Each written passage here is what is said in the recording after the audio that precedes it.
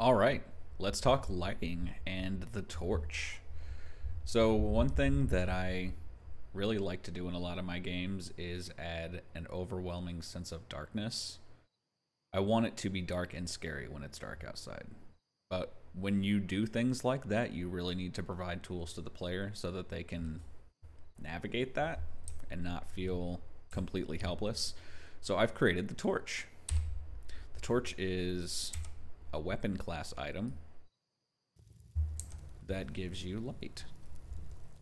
So it will emit just kind of some ambient light around you that has a bit of a flicker to it, and you can walk around with it. Currently using the sword animation set for this, so you can actually attack with it. I'm gonna get rid of that though. But one of the cool things about the torch is you can walk around normally, but if you right click, you can raise the torch, which will put the character in kind of this investigation mode. It also gives the player a much further line of sight with the light that comes off of it.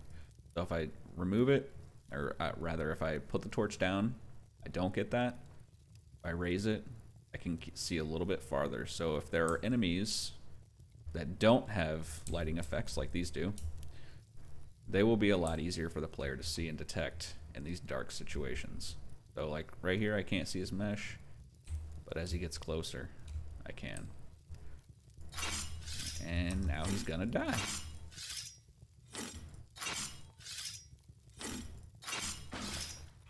Bye-bye, skeleton. Okay, so another thing, I've been working a lot on the day-night cycle in this game, and I'm still not really to a point where I want to be, but I think we're getting there. The night cycle is very pretty. Still need to work a bit on the volumetric clouds, I think,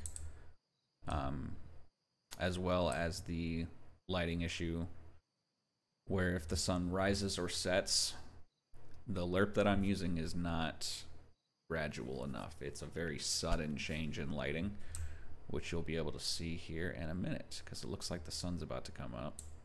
So we'll get over here in a good spot to view it so you can see what I'm talking about. Ooh.